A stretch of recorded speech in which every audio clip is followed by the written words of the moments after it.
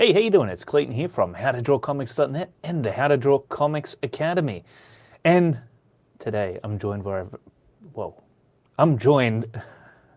by a very special guest, Peter Simeti. Welcome, Peter. It's absolutely amazing to have you here. He is the publisher, Alterna Comics. And Thanks he's for going to be having me. talking to us today about his brand new printing service, which I'm really excited to I'm just so curious about what you've got planned, how you got it up and running. I mean, it seems like a pretty damn big deal to be printing comics. I don't know where you're printing them, whether or not it's in a warehouse or right there in your home, but it sounds like a bit of an operation. So I'm hoping we can share with the wonderful audience here, our comic book creators in the making, some insights into printing a comic so that you can actually hold it in your hands and have it look good. Because I know there's a bit that goes into it. But all right, I'll let you speak now, Yeah. Peter. Well, yeah, Amazing to have you, man. I gotta keep some things secret, Oh yeah. I gotta keep something secret. It's gotta be a little mysterious. But Oh, I'm okay. happy to share 80% of what I'm doing. All right. That Some 20% undercover stuff here. we gotta keep that Yeah. just to Yeah. us. You don't want to share your business practices, otherwise You everybody will know, start trying to compete with you. it's not that, because I do hope that a lot of people can, they pick up this kind of thing and they start doing it. I'll say this: everything that I have is available on this planet. You're able to get it and utilize it. It doesn't Yeah. take up a lot of space. This isn't something that is a big, massive machine, because there's a lot of different machines. There's a lot of big presses. Like Mm-hmm. the technically what you'd put newsprint on is like a web press, and that thing's huge. That's huge. That's like your house. Yeah. Um, and then there's Wow. other machines that are like digital offset, or just digital kind of copy machine, printing machines, that kind of stuff. And that tech has really advanced over the years too. But that costs a lot as well. That's pretty big. It fill up a room, and it costs like upwards of 50 to 75, $80,000. Whoa. Um, and then there's what I have. And what I have, I was able to kind of get it going for about 10 to 12,000. We had a fund my comic for 15,000. And what Heck I yeah. have and what I'm utilizing, and I can't really talk about it only because I don't want people that because there's a lot of people that have an axe to grind with me over the years. Have you picked up on that? I have. Why though? I don't know how I they don't could have an know. axe to grind with you. It's crazy to me. But I I don't know know. when you Like announced this printing stuff, they started coming at you. yeah. So, in comics, I kind of stepped on a lot of toes when we were doing the newsprint stuff, and we're still doing it, obviously, but it was mostly to the price point. We came out in 2017, even though we had been around since 2006. We came out in 2017 with the newsprint. It was $1.50 a piece for the comic, some of them as low as 99 cents. And, some people really liked it until they heard that we were doing really well with it. And as soon as they heard that, there was a lot of pushback. And I even had like retailers telling me that it was going to destroy the industry because the price point couldn't, you can't handle that price point in modern times. And it was going to set like this like domino effect. And I thought, wow, that's giving me way more credit than I'm due. But I figured, all right, whatever. I'm pissing people off with it, and then I've pissed off people in various realms based on other things in terms of just my philosophy of comics and interacting with the reader and respecting the reader and all that kind of stuff. So it hasn't really. It's stuff that would have been considered relatively common sense maybe 10, 20 years ago, but in today's day and age, it's sort of, I don't know, something to send the pitchforks and the torches after you. So so this is like, it's not just kind of it's I'm not trying to make it an assault on the comic industry or on the printing industry, but I am trying to say that if I could do it, you could do it. And it's not, as long as you put your research into it, as long as you put the time into it, and as long as you're willing to put the work into it and you've got the space for it. You don't need a lot of space, but you do need space for it. you can do it. You can print your own great looking comics, relatively speaking, just from home. And you got to do it in the right order. You got to know what you're doing to prep all the files to go to print. You got to know what you're doing to get the right paper, and then get the right machines for the right paper. But you can do it. And if you do manage to do it, it could be great for you, especially for a lot of indie creators out there that do what we're doing, where I'm doing the service for other creators with 200 or less. So the run would be 200 or less. And then the Oh, I page love count would that. be 48 pages or less. So it's right in the wheelhouse for most indie creators, And if you're a bigger creator than that, you let's say you usually do a 5,000 run or something, great for you. But you can do maybe like a variant run, like a small limited run on this high grade newsprint. Maybe you do 100, so you could still take advantage of doing it this way. And it's more affordable than, I'd say, I can't say everybody because I don't know every single price point, but I've researched a lot of the more popular printers, and it's more affordable than, I'd say, about 90 to 95% of any print on demand printer that you would find. And I mean, like, not like a few pennies more affordable, like in some cases half the price or Whoa. more in terms of the saving. So, Wow, you'll that's get a exciting. good look. Yeah. And this is something that I hope can help a lot of creators. A bunch of people did back the campaign, so I'm looking forward to printing their books when the time comes. But right now we have the service up and running, so I hope that people can take advantage of it and use it, and hopefully have some degree of success with it. Yeah, let's talk about newsprint for a moment here, because I don't know, man. There might be some new generation comic creators coming up in the game that don't even know what newsprint is necessarily. Like, they didn't grow up in an It's era retro now, where right? they had newsprint comics. It's like vintage, right? But I love it. For me, it's incredibly nostalgic. And if I was creating a black and white comic, for sure I would use newsprint, because I was a big Phantom collector back in the day. But all the comics back then, the 80s and the 70s, they used newsprint. I mean, heck, the 90s they were using newsprint, right? So it's really cool to see you still hitting that and keeping it in the modern era of indie comic creation. What's special about newsprint to you? Why have you gone down this route? What is your fixation on newsprint, Peter? Because that's what you're known for, I would say. Your comics are newsprint, we love them, and now here you are offering a printing service that allows other people to have their comics printed in newsprint. Why would they want that? Well, I mean, I love newsprint because, well, first of all, anytime I think of a comic book, I think of the comics I love, which are dominantly on newsprint. And I love the printing of it. I just love the way that the color interacts with the paper. The paper provides kind of like, for those that paint, it provides like a bit of an underpainting to the ink, the coloration that's on the comic. So it gives it a little bit of a tone, a little bit more of a warmth. And you don't get that awful glare that you get from glossy. And I don't mind matte coated paper stocks or silk coated paper stocks. To me, not necessarily ideal. I think a newsprint or a good uncoated paper stock is more ideal for comics, for something that you're going to be reading, and that there's also imagery.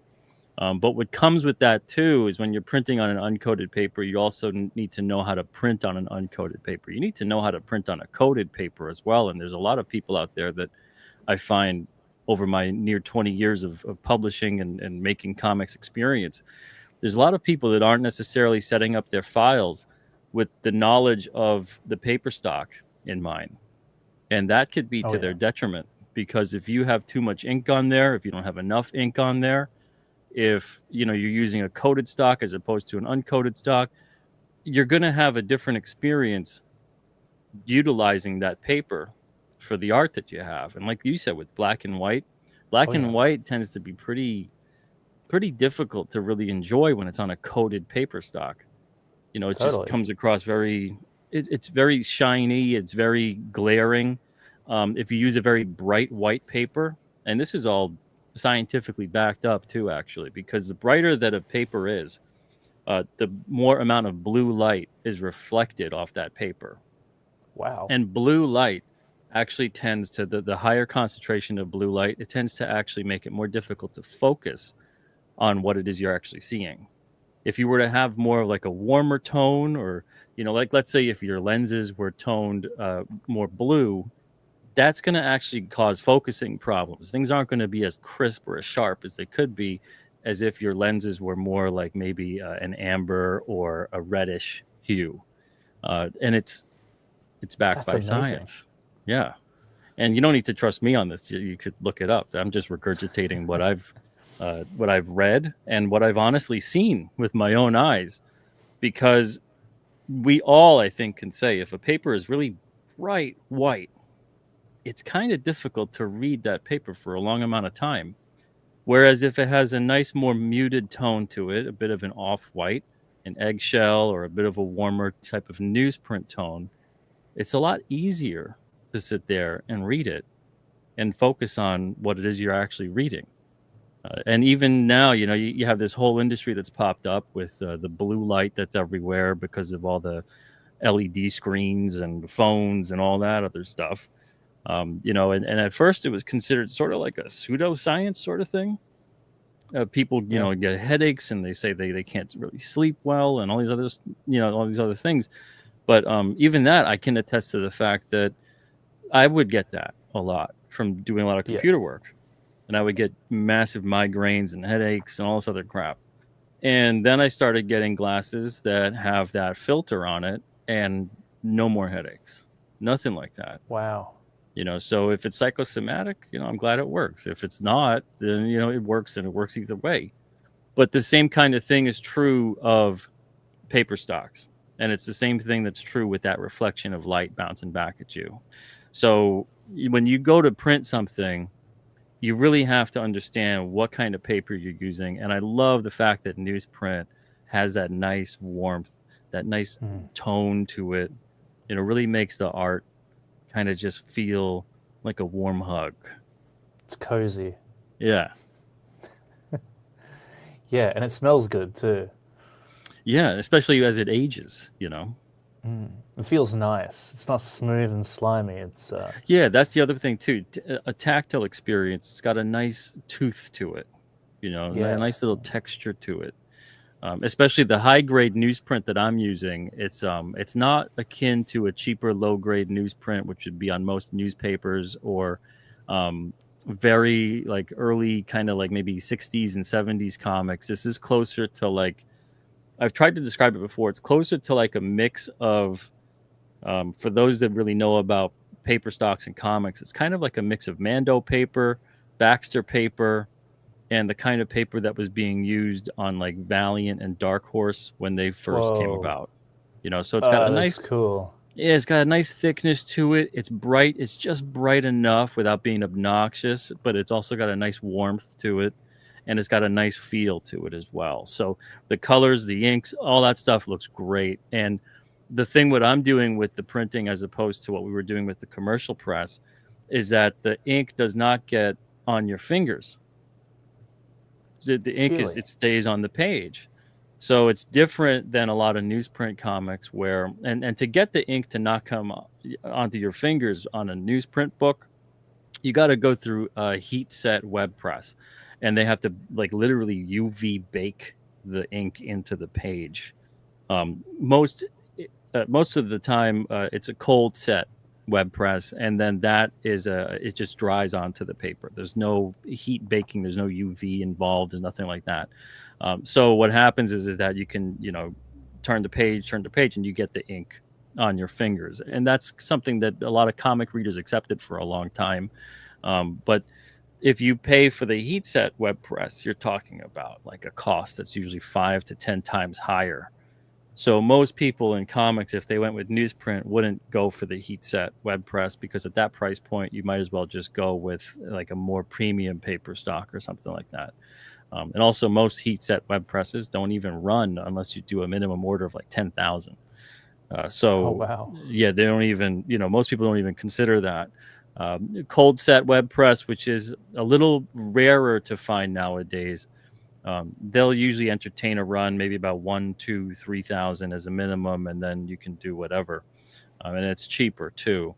But on this, I'm not using a web press, but I am using a high grade newsprint. And the way that we're printing it, the ink actually stays on the page, and it lasts. It's an archival ink too, so it's Really?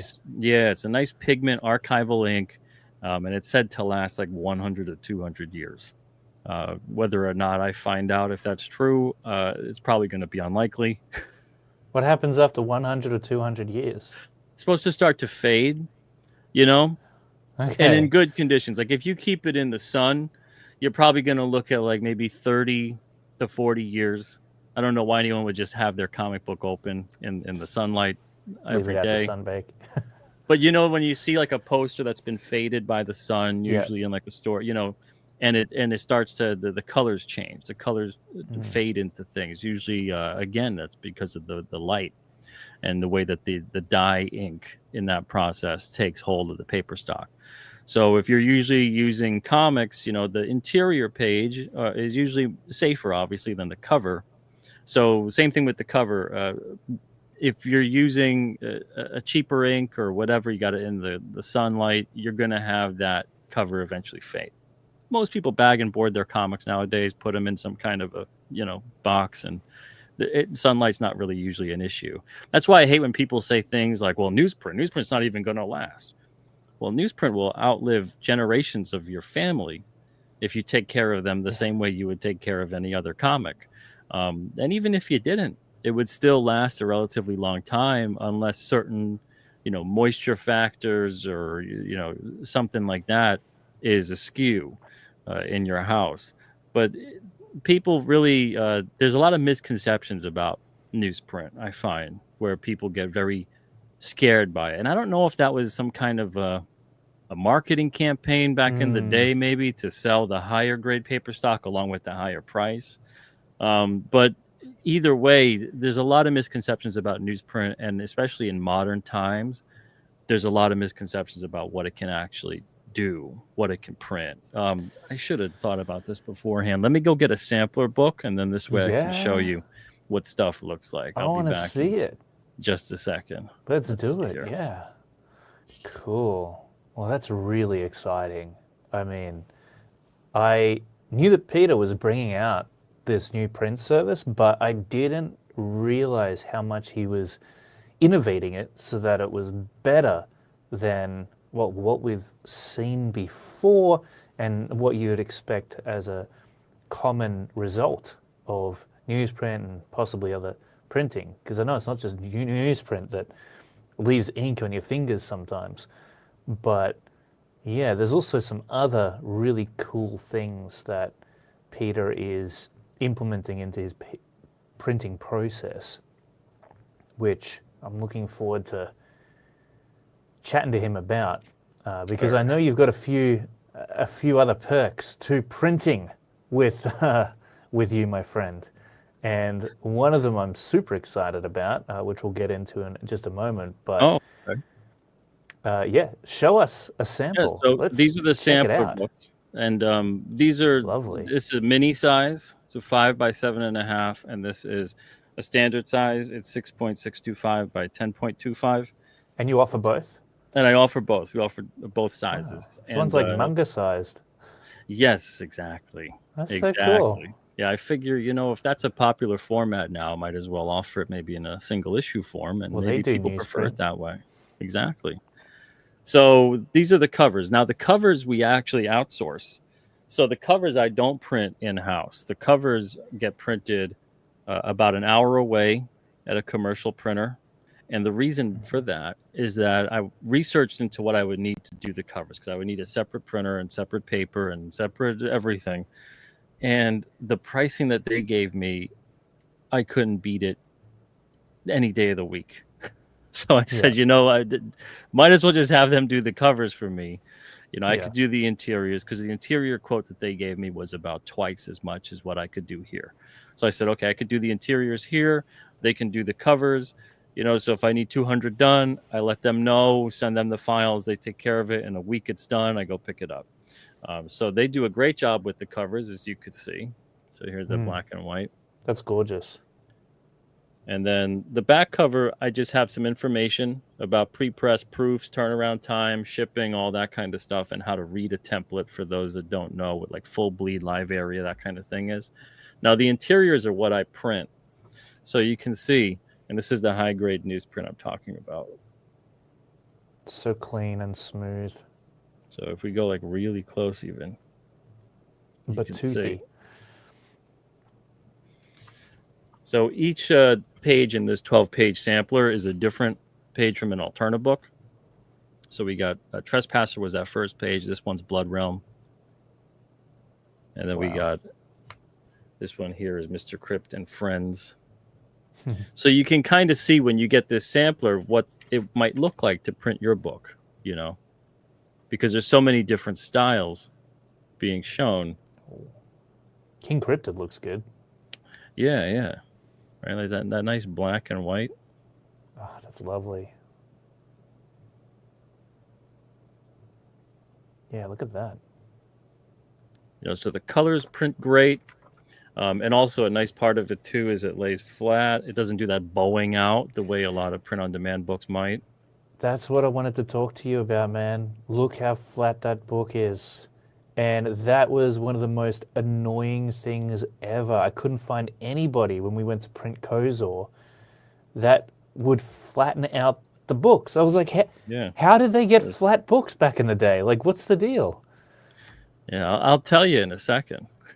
Because I'll tell you what they're not doing. Yeah, you got to tell me, man. Yeah. What the hell is wrong with them? I'll tell you what they're not doing. Because you can't have a book that's bulging like that. It doesn't feel right. It feels non-professional. It doesn't feel right. It doesn't read right. It doesn't sit in the box right. It won't sit on your table right. If you're at a convention, you start to have to like alternate them because they'll just start falling. It really is an unprofessional look. It is the immediate sign of a book that looks like it was printed on a copy machine at a Staples or wherever, even though it wasn't. And you might have went to a reputable print-on-demand type comic place. So that's those standard size, and then it's the same thing, but these are mini, obviously. Some people really like the mini size too. So we offer the two sizes. Yeah. But so the pricing is on the inside as well, and it's on the website, newsprintcomics.com. Just for an instance here, for a standard size comic in full color, 100 of them, at let's say 32 pages, it's $2.88 a piece. That's about $2 less than most other standard with the same kind of quality on an uncoated paper stock, but actually worse quality, to be perfectly honest. And I'm not trying to tear apart the printers out there, but it really is. It's a frustrating experience when you get books back. They're really not printed looking that great. You get the paper and it's a bit too stiff. It's clearly printed on like a copy machine, so it has a sheen to it. And it's very, raised printing, and it's very bright and glossy and glary, even on an uncoated paper stock. Like there's just a lot of stuff to it that you can tell if you know what you're looking for. And then that really horrible bulging spine. And the reason why the spine bulges. So this is what I do. I print the paper, then I fold each page individually. So each page has to be folded individually after it dries, usually about a day. You fold it the next day after it's dried. And then you put the book all together, you assemble the pages, then you staple it with the cover on it, and then you trim it. And then you just let it kind of be under some weight, usually maybe 200 or 300 backing boards. Very small amount of weight. But the pressing on that is just to kind of help. It's not necessary, but I like to do that extra step because it helps the flatness to last a little longer. The step that they don't do, though, is folding each page individually. So usually what happens is that the machine will fold all the pages together and then staple it. okay. So imagine when you take a bunch of pages, take like 8 pages, it makes a 32-page book. So 8 sheets of paper makes a 32-page book, because one sheet of paper, there's 4 images on the page. There's 2 on the front, 2 on the back. So let's say you take 8 pages on that 32-page book and fold those all at once. You're going to have a bulging spine. But if you took the individual sheets of paper and then layered them together, the spine's going to be a lot thinner than what you would have folding them all together at the same time. Yeah, for sure. But that's an extra step. But, usually a lot of print shops, especially shops that are commercial level shops, have like a paper folding machine. So they can just kind of put the paper in there and the paper folding machine takes care of the rest. That's what our printer does with the covers. So cool. It doesn't take a whole lot of extra time, but that one extra step that almost none of them do, that's the reason why the spine bulges out like that. Really? So, Peter, you're doing like so many amazing things here. And you've got the ink, which is really high quality, doesn't come off on your fingers, lasts 200 years. And then you're also folding these books in a way that allows them to be nice and flat. But that must take time. Like, do you have a setup which is allowing you to be able to, automate the printing, automate the folding, and then automate the stapling? No. Is that so? The printing, are you I do hand everything else but the printing. So every other step has like I'm involved in it, and so it is more time consuming. Like, let's say, how many books can I usually do? When everything goes right, after everything is printed and after you let the pages dry for a day, right? Because you got to let the pages dry, and then you let them dry for a day, you print on the other side, and then you let it dry another day. Okay, so once you do that, once the pages are actually ready to go and you're actually ready to do it, I could put probably like 100 books together in a day, in like an 8 to 9 hour day. It's monotonous, it's time consuming, but honestly, it's more work and less stress, because I did printing with commercial printers for 9 years, in terms of with like newsprint and single issues. And this experience is what has driven me to this, because there's some things you have to make a caveat for. So the speed isn't there, obviously. If I need like a 3,000 copy print run, or if someone else needs a 3,000 copy print run, I'm not your guy. You wouldn't want to go with me. You could go with a commercial printer, and it makes sense. You'll save money, you'll save time. But if you need 200 copies, if you need 100, if you need 50, I'm absolutely your guy. You're going to get a great price. You're going to get a great product, especially if you want it on newsprint, because I'm doing it only on newsprint interiors, because that's what I like. That's what I want to print. Some people have said, well, can you do it on this? Can you do it on that? Maybe. I don't want to. Yeah, and everyone else already does it. You know what I mean? Do what you love. Yeah. So more than enough people, because this needs to come back. Like newsprint, affordable type comics, especially for indie creators. You could sell your book at like $3, $4, or $5, and get it printed for like $1.50 to $2.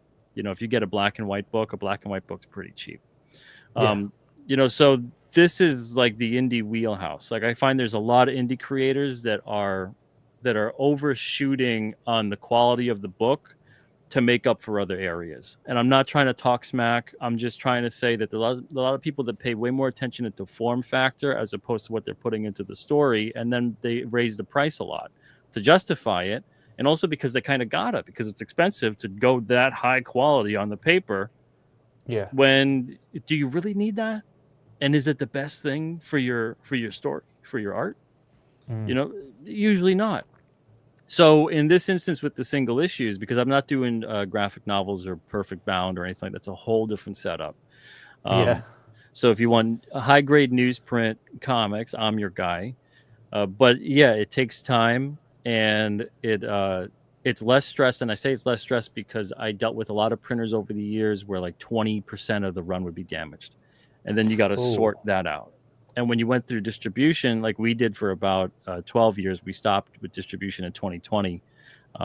Diamond is kind of melting down right now anyway, and the distribution's in flux because it's not as easy as it was before. Uh, but if you go through distribution and let's say 20% of your run is damaged, you don't know that, right? So you know what you see when you get what you see, and then you find out that it's damaged when it goes to retail, and now that reflects poorly on you. But you didn't do anything. The printer did it. So either there's a misprint or the printer did something that they shouldn't have. Sometimes they would bind the books with like a strap. So right. automatically cutting into like the book. And then other times they would ship it poorly. So there would be all kinds of damages on the shipment itself.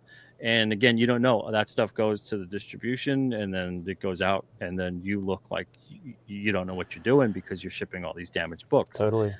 So like this, I don't need to worry about damaged books on my end because every single one of them there's so much oversight in it on my part that I can make sure there's more quality control involved. But yeah, it's the kind of thing that some people, it's not for everybody. Some people though, they might go, if I get this whole setup, I don't really need to do printing for other people, but maybe I could do printing for me, and I could print a couple hundred books a year for me, for conventions, for online sales, for a crowdfunder, whatever. So people could do that, or they could go through me for this kind of a thing. Yeah. But it is possible, and it would be nice to see other people kind of start to do this because the technology. I looked into this kind of setup 5 years ago, and it just wasn't possible. The technology wasn't there, but the tech has advanced so much that it actually makes it affordable to do so, and it makes it relatively quick to do so. Like if I wanted to right now, if I have so when I go to print, I go to the printer with the covers and everything. I'll print a whole bunch of covers with them. You get a better deal that way, and then I have covers on hand. So all I got to do, if a print order comes in, I could literally do a print on demand scenario, print up a book. It takes a couple minutes to print a book, and then fold it the next day and all that, and then that's it. I got a book ready to go, ready to ship out, and I already have my cover on hand. So in terms of that scenario, you don't have to keep all this extra inventory that you guess on as to whether or not it's going to sell. You don't have to keep a lot of different things involved in terms of the spinning plates of what it takes to be a publisher or a self-publisher or whatever. You can actually have this more at your disposal, so it's a lot easier to be more flexible and pivot when you have to. And that's something as well that over the years, I've had various creators just kind of like up and quit, whether their books like just they didn't want to do it anymore, or they became so late with a book that I had to say, we got to end this. This has been like 2 years since your last issue, and then I'm left with inventory that I can't sell.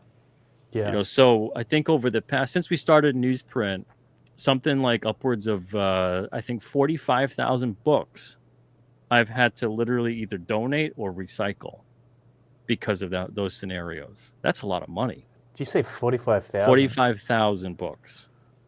Whoa. That's a lot of books, man. That's like multiple truckloads. Yes. Yeah. That's like the amount of books that like I think most, if I told most indie creators I'm gonna have to take 45,000 books from you, and that's it. They're in the trash or they're donated. They're gone. You're not making any money off of them. I think most of them wouldn't survive. So yeah. What do you think it is, Peter? Why do creators give up on their projects? I think this is a pertinent question because it happens a lot, especially in the crowdfunding scene, especially in like it happens in Comicsgate, in other circles of independent comic book creation. What is it? And it happens from even ex-professionals will sort of find that their projects just never quite make the progress maybe they had hoped it would make early on. It just kind of dies off. So What do you think it is? Because you work with a lot of comic book creators. I mean, you're a publisher. Yeah. So I figure you've got to be one of the guys out there that have some level of insight into this, into why we comic book creators, I know you're one yourself, so you get both sides of the equation. Why is it that we just, at some point along the way, either get unmotivated, burnt out, or just for one reason or another, life takes over, you name it, doesn't happen? It's really tough to say what is maybe motivating or demotivating somebody. So I don't want to necessarily put words in people's mouths, and I get I'll put it. you on the spot there. I get the mentality, and I get the burnout, but I think if I had to just shoot a guess at it, I think it's a lot of people that are focusing too much on the results and not enough on what it takes to get the results they want. So what I mean is that if you're focusing so much on, how you're doing in terms of like, the sales and the performance and the reception and things like that, you're caught up in a future tense. You're caught up in a future timeline. You're not really paying attention to what you have to do. You're not present. You're not in the moment. You're not creating. You're not working. You're not doing the things that get you the results, because the results are just an outcome of what you're doing. So if what you're doing is you got to make the book and you got to promote your book, and I don't care if you have a publisher or you don't. You need to promote your book. You need to share your book. Yeah. You need to talk about your book. For heaven's sake, you're putting a lot of time and energy into your book. Why don't you want to talk about your book? Why don't you want to share this with people, right? And we have we have it so easy today than we did like 20 or 30 years ago in terms of doing that. Promotion before. So much opportunity. Enough said kind of thing, right? It's nuts, man. So yeah, so now it's like, what is your excuse to not in some capacity? And I don't expect you to have some huge following. Again, that's focusing on how you're doing, not what you're doing. So I don't expect you to have some like big following. I don't expect you to be some social media genius or like every single post you do goes viral. But I think all of us, we respect the effort. Right? We respect when people are excited about what they're doing and they're putting in the time and effort. And maybe it doesn't look as good as someone else. Who cares? Don't compare yourself to other people. Compare yourself to where you were. So where were you a month ago, a year ago, whatever, and keep working and compare yourself to that. Keep making that progress and being honest with yourself and assessing, well, what do I got to work on? Does this look as good as it really could? We all know as creators where our problem areas are. It's just a lot of us don't want to work on them because it's kind of like, a moral referendum on who we are as people. And it's not, but people take it that way. So, the whole thing, I think, comes about where people, they have expectations of what their results should be. They're not meeting those results because, let's face it, that takes a lot of time and luck. It takes a little bit of luck in there too, because you could be great, you could work hard, you could put in the effort, and maybe things still don't pan out. But if you don't put in the effort and the time and the work and all the things you got to do, and you do it on a daily basis, you're definitely not going to have the results. There's a lot of people that are kind of like hobbyists, but are expecting to make like an exorbitant living making comics. And it's like, well, how much time do you put into this? Are you putting in like 80 hours a week into this? No, you put in like 10 or 15. Well, you're going to make, if you're lucky, 10 or 15 hours a week worth of whatever it is on your book. Probably less, to be perfectly honest, because, the thing that people also seem to not grasp is the playing field has been tremendously leveled, right? So anyone and everyone that wants to make a comic right now can go make a comic. It's relatively easy to do so. So there's more noise to cut through. There's more competition, whether you're aware of it or not. There's less time that your potential readers would have because they have so much other stuff to do, whether it's comics or music or movies or streaming or whatever their own endeavors are and their own hobbies and their own goals in life. So you're not just competing for dollars, you're competing for minutes of people's time. So there's all these factors to take into play.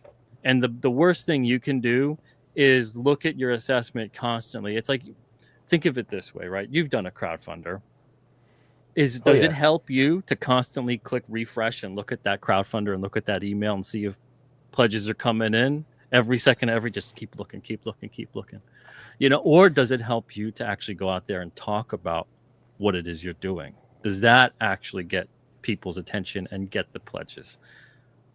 Yeah, that's what it is. I mean, this is such an interesting topic, and I think it is an important one to discuss. Moral referendum, I like how you said that, because I don't want this to come across that way. Obviously, I get it, man. Like, it's not just working on comics, it's working on anything, really. Exactly, yeah. It's very difficult to accomplish something great. That's why a lot of people don't do it. If it was easy to do, everybody would be achieving their dreams, right? But it demands a heavy price. And I'm not making excuses, of course, but I'm just stating the fact that this is not a problem that machines are facing, it's a problem that humans face, because we're human beings. And so, especially as independent creators, I mean, it's not like you're going to a studio every single day starting at 9 a.m. and knocking off at 5 or 8 p.m., right? Like, well, not to interrupt you, but I'm gonna. Yeah. I think honestly that's a Yeah, go big ahead. reason why we have so much technology encroaching upon our humanity, is because there is like this work ethic dilemma with some people, and they're looking for the easiest, most convenient way out. So Yeah. if the machine can take hold of this task, oh, doesn't it open up my time for all these other things I want to do? Well, if that's the case, like we've seen so much technology skyrocket through the roof, Yeah. yet people seem to find more time to not do more things and achieve more things. They find more time to waste time. And Yeah. I don't say this like there's specific people out there where no, that's not the case. They definitely take advantage of all these things and they utilize their time effectively. But then there's a lot of people out there where 2 hours goes by and you're like, all I did was scroll on social media. Well, that's 2 Yeah. hours of your life. You could have done something else that you really wanted to do that would have been great. And imagine 2 hours every day, the rest of your life. What could you accomplish? For So sure.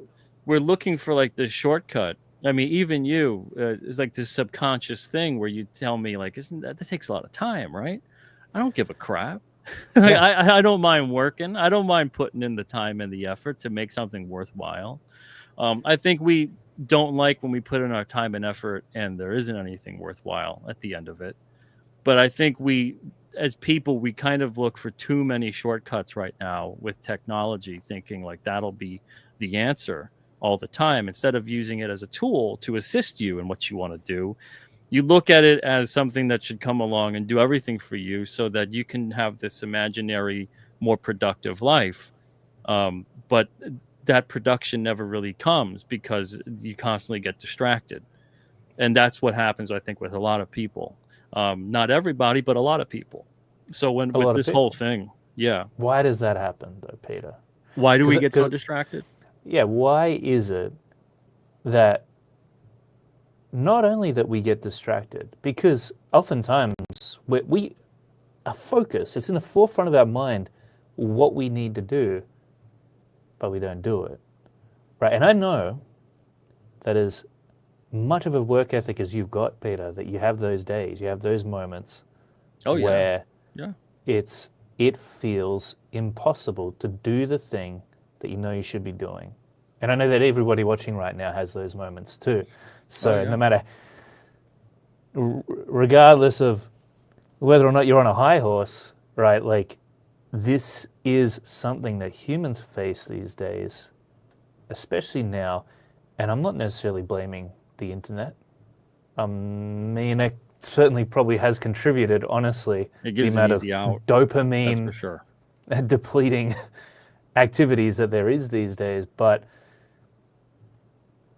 I think that what it can come down to, particularly in regards to independent creators going out there and making a comic, is that it's difficult to shift gears for most people.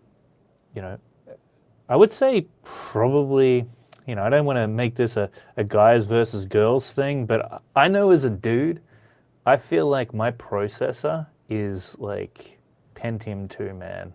And that there are some other people out there. Is that good or bad?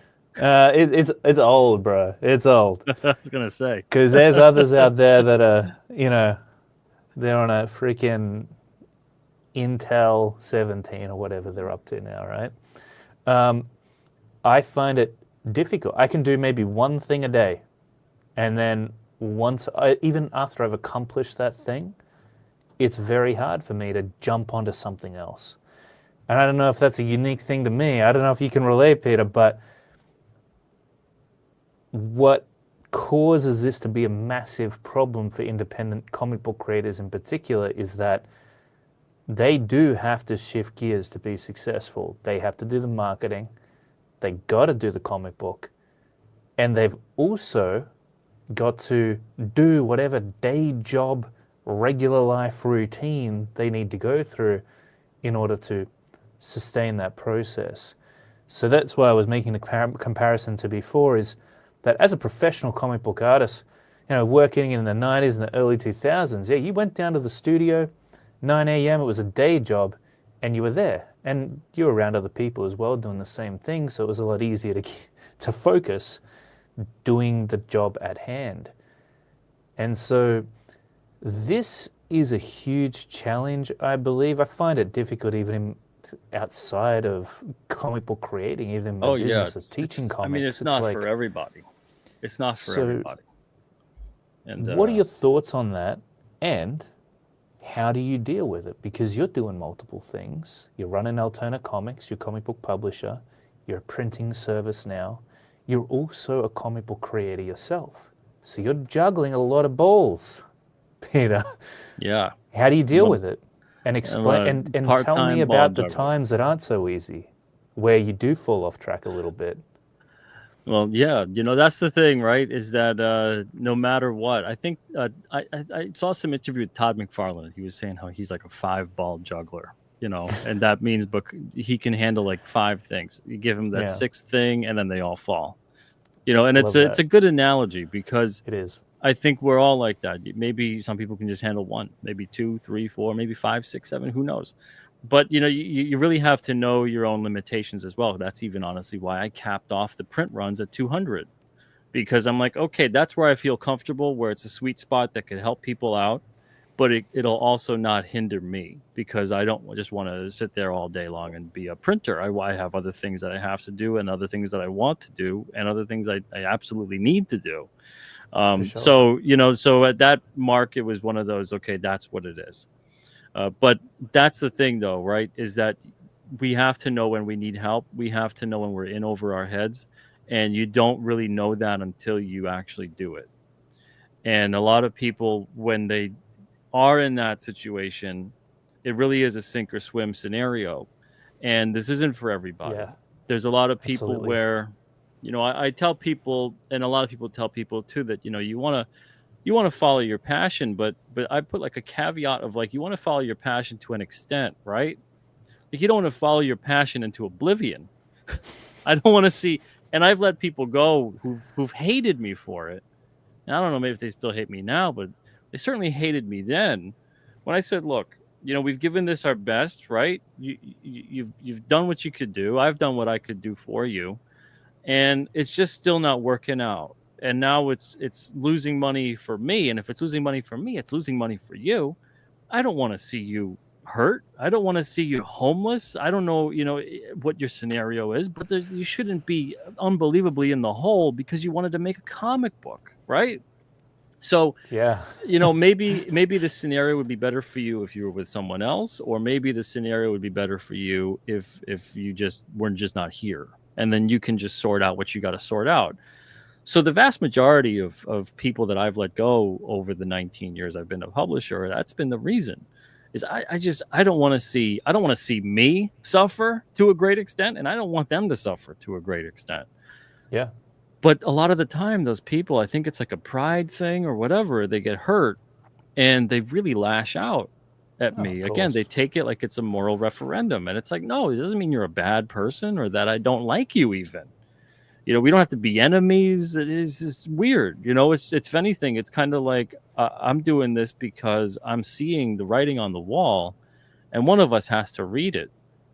And yeah, it's not comfortable and it's not a fun thing, but I think it's far worse to just keep going to the point that you just can't anymore. And what? Like you want to be the dude that's like, yeah, I went into homelessness and starved to death because I wanted to make a comic book. A That's comic insane. book. Yeah. Yeah, but it can get close to that for some people. And it's because we forget that if we want to be successful artists and a success is determined in that particular context as earning money and being able to continue creating comic books, you've got to be able to do the business side of things as well. It can't just be creative. And I talk to a lot of creators in different industries, and you know what? They work a regular day job and they stop pursuing their passion because they go, man, I just couldn't deal with the marketing side. I didn't want to do the marketing. Yeah. Because they didn't want to start a YouTube channel and a podcast and all that other good stuff that comes with I've talked to people that are success. like, I miss the old days when the comics just sold themselves, right? That's what I have a conversation I've had that with many people. And I'm like, where every single time I'm like, when exactly did they sell themselves? Nothing has ever just sold itself. Nothing has ever just appeared somewhere and was so inarguably necessary, especially an unnecessary item, because comics are a leisure item. They're not a necessity. Nothing on that level has ever just sold itself from just being there. There's always someone somewhere, whether you realized it or not, when it was successful, planting the little seeds, whispering the little sweet nothings about this thing. Oh, yeah. And catching your attention, even if in fact it was the product itself designed a certain way to catch your attention, which many comics were for a very long time until that whole system changed to be a pre-order system and was really a predatory practice on the retailer, as opposed to something designed to catch the attention of the passerby or the reader at the newsstand. That's why covers look like garbage for the most part ever since the newsstand system became irrelevant. So, when you're dealing with that mindset, it's really difficult to get them to understand that what you're really doing right now is making an excuse because you don't want to actually talk about your book. You don't want to actually step outside and learn a new skill set, which means you have to kind of have the growing pains that go with that. It's not fun. For sure. You got to put yourself out there. You got to figure out, well, what works? Is it video that works for you? Is it a blog that'll work for you? Is it, some different social media platform that works for you? What is it? Because the thing is, you're going to have to find something that works for you. Otherwise, you might as well just not even bother. To be perfectly honest, you might as well not even bother. If you don't want to actually promote your book or market it in any way at all, you could have the greatest book that's ever been made. And if you don't care to tell anybody about it, I hate to tell you, but it doesn't matter. So why bother? Why bother?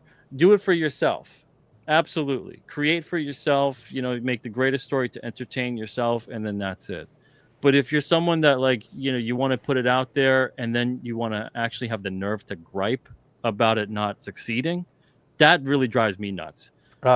Same. When they're not putting the effort that needs to be there, when they're not trying to reevaluate and reassess how they can improve, and then they have the nerve to actually complain that they're failing and then point fingers and going oh, that's the reason I'm failing because so-and-so doesn't, promote me enough, or so-and-so isn't paying attention to me. Well, what are you doing for them? What are you doing for other people?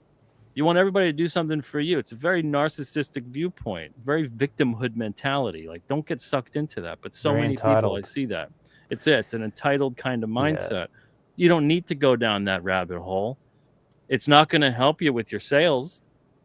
It's not going to endear you to people.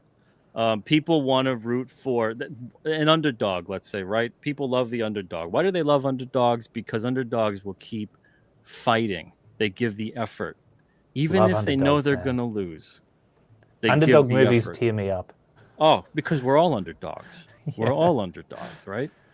And that's the thing, is that when you see someone giving it their best shot, and they're stumbling and they're failing and they're trying and they get up again and they give it their best, that's the person you want to help. But if you see someone who just shows up and is like, well, I'm here, why isn't anyone paying attention to me? I'm here. I'm just as good, if not better, than that other guy. No one wants to support that asshole. No, not at all. You know, Yeah. you gotta be the guy that's giving it your best and doing what you gotta do as much as you possibly can. And whatever you can do for yourself, if you can actually try to help others out in the process too, even better. You know, but I hate when I Absolutely. see people that are like, you know, why doesn't that person problem? Why doesn't that person, you know? And it's like, well, what are you doing? Are you doing anything? Yeah. Most of the time they're not. Most of the time they're not, because I want people to be so busy with trying to better themselves, whether it's their craft or their, you know, work on their goals or whatever, that they have no time to complain about anybody else that's not helping them enough. You know? Yeah, it But kills me when I see that, yeah. especially from creators that I like, because I want to tell them, man, I want to explain, yo, guess what? Even if someone else promotes you, that's actually the weakest form of marketing that you can have, is just, you know, somebody else presenting you to their audience. You know, that their audience is cool. Like, I know my audience loves you, Peter. They love you, but they don't love you I as much hope. as they love me, Let's hope. right? Let's hope so. And Yeah. your audience doesn't love me as much as they love you. So the best thing that you can possibly do, yes, definitely network with other people, make friends. I don't like to, you know, me and you, man, we've caught up many times before. We've had the best conversations ever. That's why I do these interviews with you. For that reason. I didn't do it for the promotion. I just enjoy having a cool conversation with you. And if we can make people more aware of the cool shit that you're doing, then awesome. That's fantastic. That's like a bonus. But the best thing anybody can do, if they're creating something, and it doesn't have to be this association with marketing that we all have. Think back to when you were in like high school, right?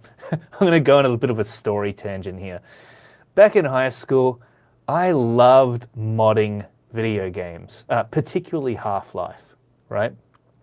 And I remember I'd go around the high school and I'd be like, guys, I'm making a mod. Do you want to be part of my Half-Life mod? Do you want to be a voice actor in my Half-Life mod? And I'd go on and on about it, telling everybody how awesome it's going to be, how sick it's going to look, and I wouldn't shut up about it. I mean, I'm still kind of the same. Like, whatever I'm excited about, I got to express it to other people. That's what really marketing can be for you. Anybody out there wanting to make a comic book right now, be that excited freaking kid that has something cool that you want to tell the world about. And it's just sharing. It's start just a sharing. YouTube channel, especially because YouTube, they just released a report which said that your YouTube channel is going to be more important to you as a business owner than your website in the not too distant future. They, in fact, have, I was blown away by this the other day. I went to look at one of my videos. It turns out they've now got AI dubbing, which means anybody from anywhere in the world can actually, you know, if they're from Japan, they can watch your video and hear you speak in Japanese. Do you know how powerful that is? Do you know how insanely powerful that is? So nuts, man. That widens your market to an insane level, right? So, And they meet you and they're like, that guy's Japanese sucks.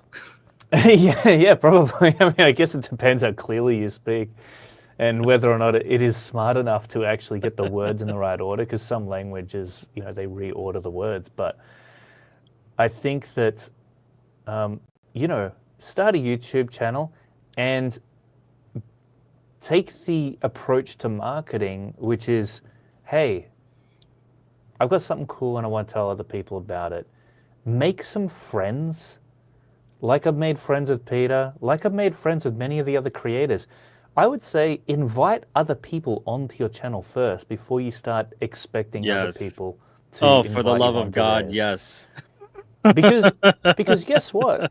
That's how you're going to make friends with those creators who you want to jump on their Well, channel. Like, think of don't it like expect this. anything in return, but Yeah, you know. it's the equivalent, like when you invite yourself onto someone else's channel who you've never talked to before in any capacity. It's the equivalent of going up to a stranger in the grocery store and saying, "Can I come over for dinner tonight?" Exactly. It's much nicer to say, hey, do you want to come to my house for dinner? Yeah, exactly. Still You know, creepy, but especially a if little bit you're better. trying to, get somewhere.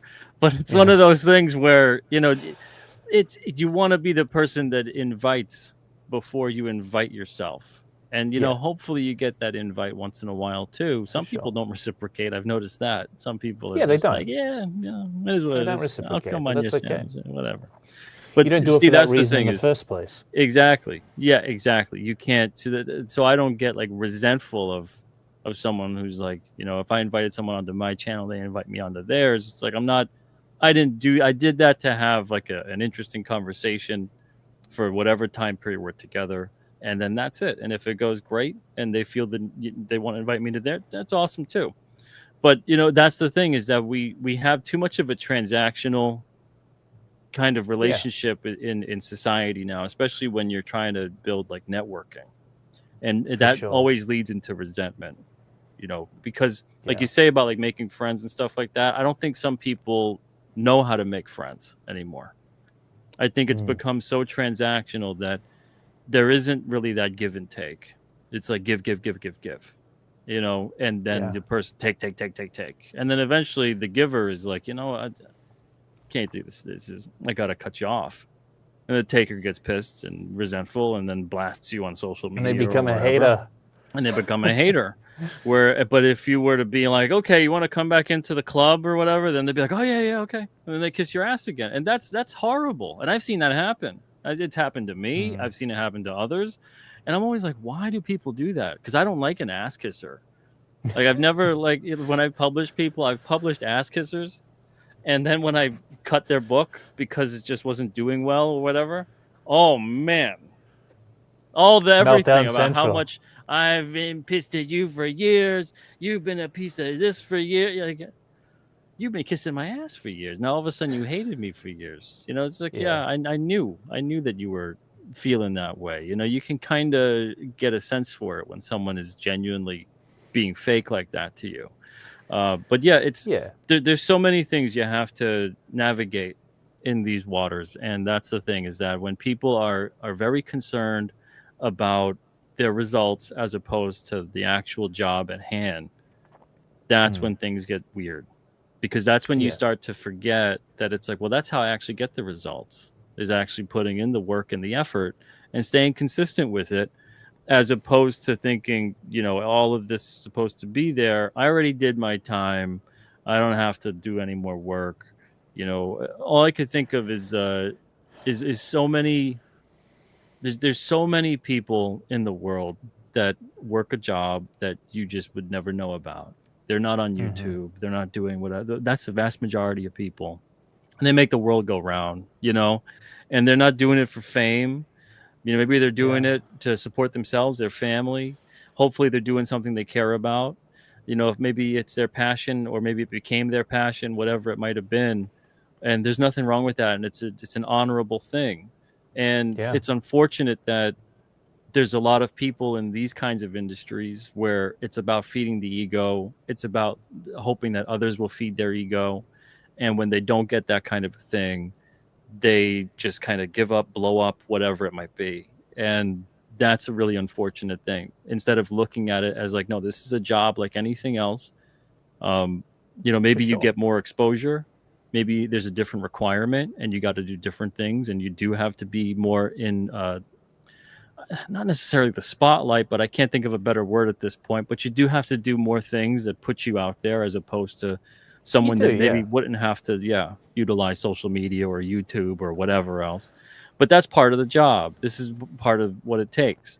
And you don't waste time feeling resentful and blowing up at people or anything like that. Think more about what you can, to paraphrase Kennedy there, think more about what you can do for comics than what comics can do for you.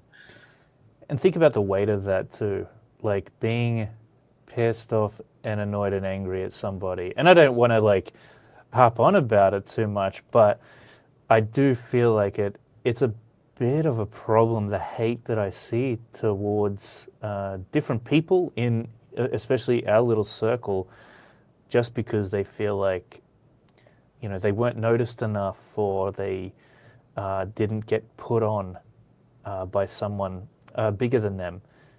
And unfortunately, that's not the way that the world works. It's a bit of a savage world, actually, and you either survive or you unfortunately don't make it. And I would tell you that the best thing that you can do is treat it as karma, right? Like, if you put yourself out there and you have other you do the things that you wish other people would do for you, that's gonna come back. And it'll come back in one way or another. Like, let's say that you invite Peter onto your channel and you say, hey, Peter, come on, talk about your printing press. And you don't invite him on because he's going to have you on his channel. That's not what you're expecting. You're just inviting him on because you're genuinely interested about this damn printing press that he's got up and running, and about his world, what he does, who he is. You want to get to know him. And he's a cool guy to get to know. But treat other creators that way. And guess what? Peter might not have me on his channel in return, but that's okay, because if we take the approach of karma, someone else will. It might be someone else even more prominent than Peter, who simply is associated with him, sees that he's on your channel, or somehow, some way, you wind up getting what you wanted in return, just not necessarily exactly how you thought you'd get it. And that does happen. Like 100% that happens. So are you saying that you should work for exposure? What's that? You should work for exposure. Work for exposure? Oh, yeah, I hear what you're saying. Well, you know what? No, I think that you should work for your own enjoyment, and first and foremost, make sure that the conversations that you have with other people, that you get value out of just that, and that it doesn't need to be, that they're going to return the favor to you necessarily. Of course, the law of reciprocation would say that they probably will in the end. But the thing is that they're going to know who you are at least. And you never know where things will lead from that point onward. Do you know the crazy things that have happened that were so small that have led me down roads that I never thought that I would get to? And it's not in ways that you would expect. It's the smallest things. So yeah. But you've got to that's the thing participate too, for is that to that happen. I hate the framing of work for exposure. I'd rather frame it as work for experience. And you work for experience awesome. until you have so much experience that you've made these connections, you've got people paying attention to you, and you don't need to either sell yourself short or work for free or whatever it might be. When I see people that talk about work for exposure, they're never really coming from the mindset and the perspective of, if someone's asking you to work for exposure, chances are you're not good enough to get paid yet. They don't want to hear that. They don't want to hear that it's like, well, you're either going to work for free for yourself, or you're going to work for free for someone else that maybe is going to get a project out there that'll get eyeballs on what it is you're doing. And if you're smart and savvy enough, you can parlay that into saying, hey, look at the project that I did. You can use that experience and go, maybe that was your first comic, or was a short story, or it was whatever. And you go, yeah, now I know what it takes to do that. And I can assess my work and maybe make the next job better. But there's a For lot sure. of this kind of, again, it's that entitled attitude you were talking about, where people that come along and their first ever thing and they want like $200 a page because they're not working for free. And it's like, well, you're going to work for someone, and I don't know who that is necessarily, but it's probably not going to go anywhere. Yeah. And that's the thing. It is an attitude.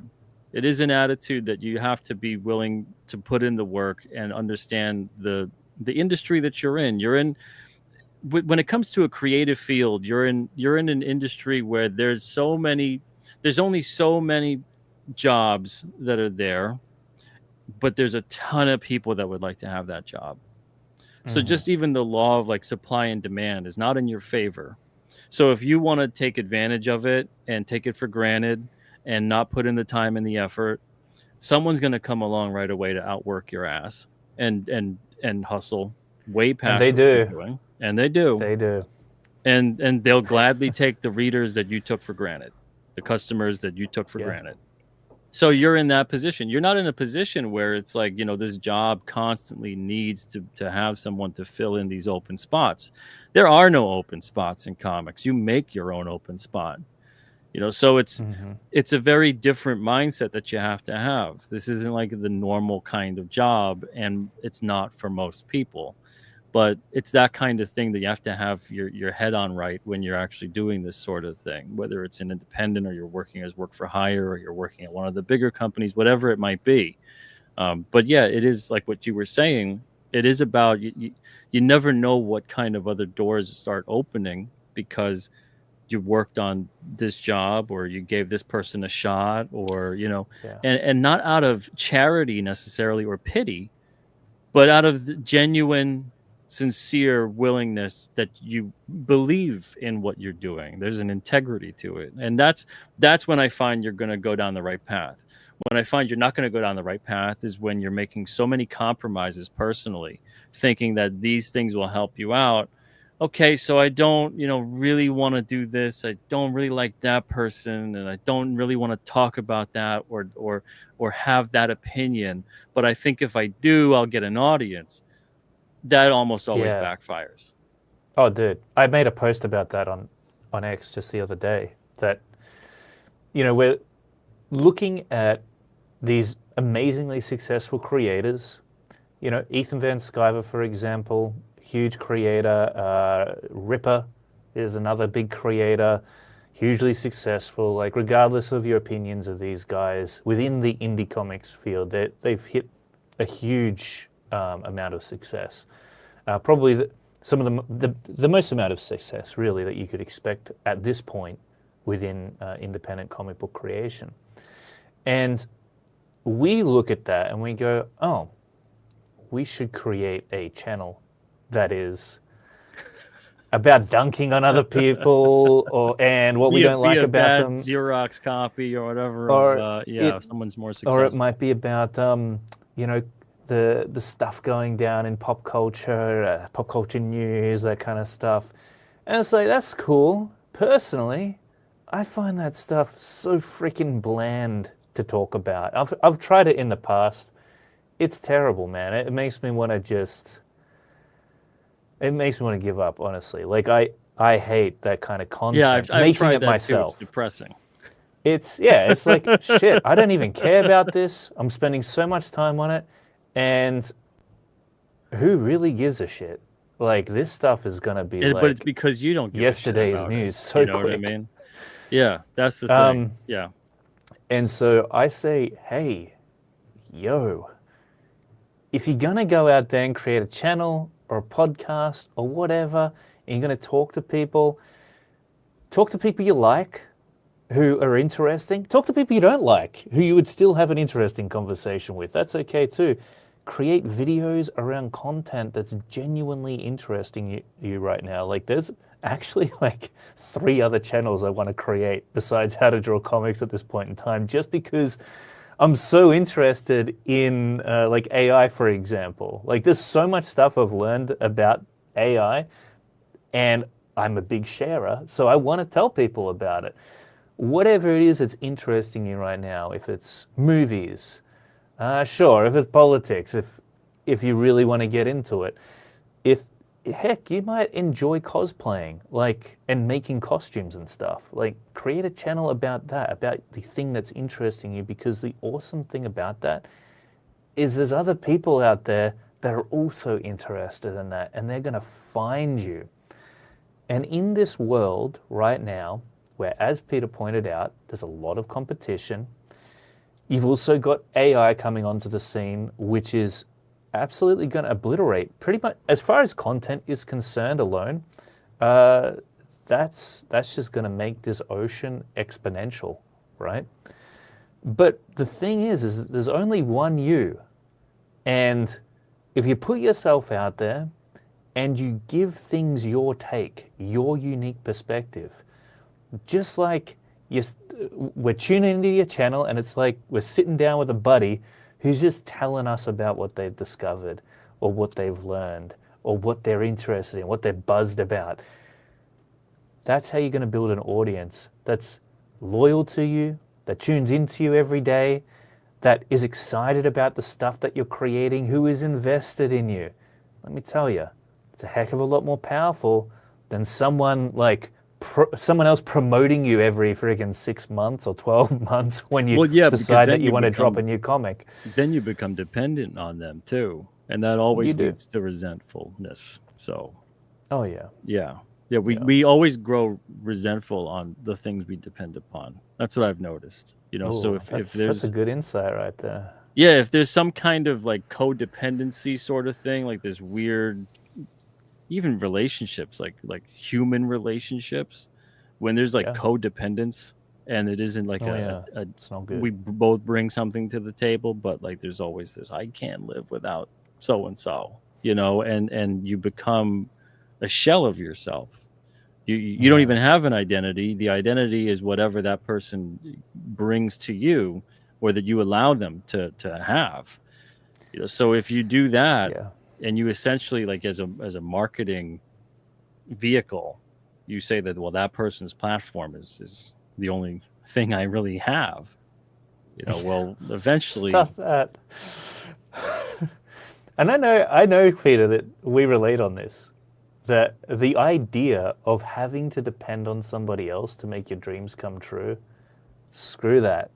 Like, I will never give somebody that power. And you can't expect, like, that's something else that always pissed me off as a publisher over the years, especially as a 100% creator-owned publisher. You can't expect me to be more psyched about what it is you're making, care more about your life. Like, imagine, that would be horrifying to me.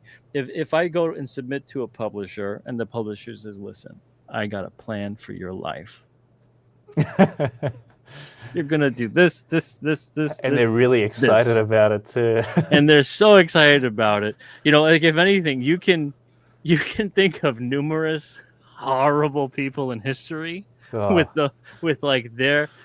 all the atrocities they did because they were just so keen on knowing what was better for everyone than what they knew was better for themselves. You know, so it's that kind of a thing. It's the person who wants to do bad to you can be ended pretty quickly, but the person who wants to kill you with kindness and snuff you out with control, that is a far more sinister, insidious thing. And when it comes to having that control over you as a creative person, I don't know why anyone would want to do that, because and I've always tried to empower people with when they get published by me by saying, like, I want you to promote. I help you, of course, and I'm here to guide, and, you know, we can brainstorm together, but I want you to promote your work, because this way you build up your audience, you build up your brand. You're not dependent on me. You're not dependent on the logo in the corner of the book. Your book stands on its own merits. So it's about your book that brings the audience, not about the publisher or the platform that brings the audience. It's your name, your work that does it. But if you don't ever do that, if no one ever knows that you create it, like, I had one creator, I've said this story before, so I apologize to anybody who's heard it, but I had one creator who was doing a convention, and they said that everybody at the convention kept coming. I was probably 2 people, but they said everybody. People exaggerate. and their egos get hurt. There's probably like 2 people came up to him and said, "Hey, I thought that this book was created by Peter Simeti. I didn't think you created it." Right? And because they saw me talk about their book, because this person never really promoted their book. And they said, "Look, can you take all the names off the cover? Because I don't like the fact that people think you made the book." Because I was lettering their book. Yeah. And I was like, what? I was like, first of all, the reason they probably think I created it and you don't is because I talk about it. So if I stop talking about it, that means no one talks about it. That means no one knows your book. And then if we take the names off the book because your ego is hurt, because someone thinks that I created the book, instead of you taking the initiative and going, shit, that's like a wake-up call for me to start actually talking about my book. Instead, it's more like, can we just remove all the names? That's crazy. And to me, that's like the height of arrogance when it comes to you don't want to put in the work on something that you're apparently proud of, but because of the fact that other people are involved that might associate them with the creation of your book, you'd rather just let's get rid of all the names. Let's take the credits out. Because then guess what? I tell you, they're going to open up the book. They're going to read the credits if they're not in the cover. So we take the credits completely out. It's this level of logic that's really difficult to follow.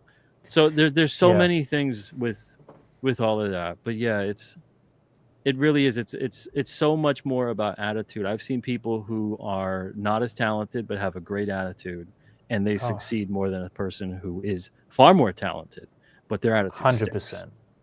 Yeah, big time. It really comes down to you, and that's what I'll say to anybody right now who's watching or listening. And some of you I know are bitter because you feel like you haven't been noticed, that you've been undercut in some way, and that people haven't promoted you enough. What I'm going to say to you right now is I want you to ask yourself a question.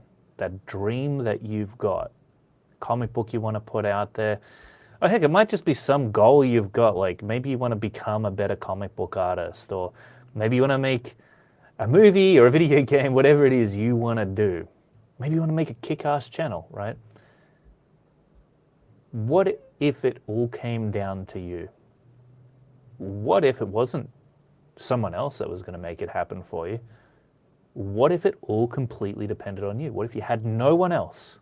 What if there was no one to go to right now? If you wouldn't do it because of that, if the dream wasn't worth it because it all depended on you, then it's probably not something you should pursue. If you would make it work regardless, no matter what, if you would find a way and make it happen on you, then you know to pursue it. And you take full responsibility for its success. That way, you don't have to thank anybody at the end. You don't want to have to give credit to anybody at the end. It was all on you, and it was you that made it happen, and you'll know that. That's how you should see it. Okay, now, some people might help you out along the way, and you should thank them, because that's nice. But you should be the greatest factor, the agent of your own destiny.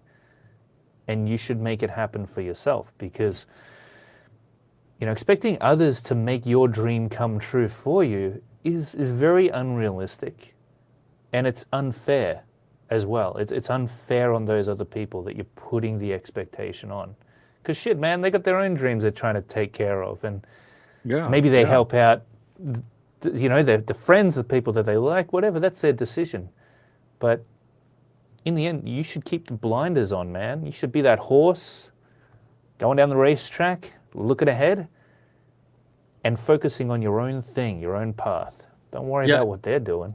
Anytime, and this has largely been what I've done in my course as a comic creator, but also I try to do in my life. Anytime I see something where I'm thinking, I wish that person would do this or talk about this or say that instead or whatever, I have the thought. I don't really express it most of the time, but then I turn that around and I decide, Is that something I want to do?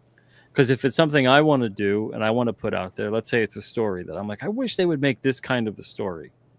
Yeah. Then I go, well, maybe I could make that kind of a story. Or I wish someone would yeah. talk about this kind of thing. Maybe I could talk about that kind of a thing. Yes. Instead of being the person that's like, so-and-so needs to say this, so-and-so needs to be this way, so-and-so needs to not talk about that. If you're the person that sees that and you have that feeling in you, be the person then that, be the change kind of a thing. Absolutely, yeah. And that's the only way we're going to actually get any kind of change. That's the only way you're going to actually get any kind of peace within, because I got to tell you, you can scream at someone till you're blue in the face. Most people are going to like dig their feet into the ground even more than before.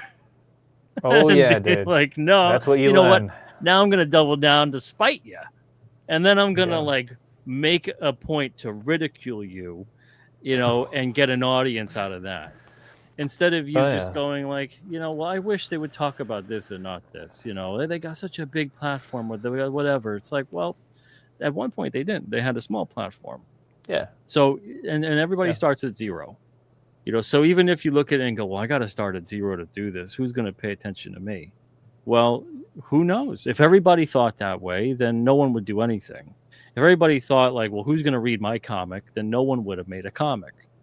So it's every single thing like that. But you really have to determine, do you have, again, that's where it's more about attitude. Do you really have that within you to say that, well, through thick or thin, I'm going to go through with this because this is something I have to do. Because if you could think of 100 reasons or even one reason to not do it, then you probably shouldn't do it. Yeah. But if you can't come up with a reason to be like, well, why shouldn't I do that? Why shouldn't I make this story?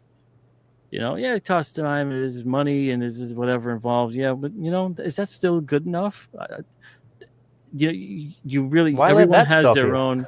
Yeah, everyone has their own kind of determining factors of what is worthwhile to them, and it's such a shame. I think we're missing out on a lot of great stuff because people spend too much time maybe pointing at the other person and wishing they were different, and then we spend too much time with people kind of comparing themselves to others, or worse, sometimes comparing themselves to someone who's been doing it for a long time, and not taking into account of, well, how did that person rise to the level of whatever?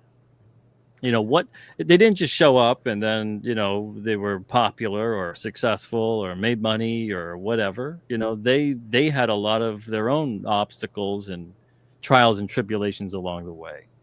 So to just kind of like zoom in on one moment or just the present and discount everything that it took to get there, which is easy to do sometimes, especially if you don't know a whole hell of a lot about the person.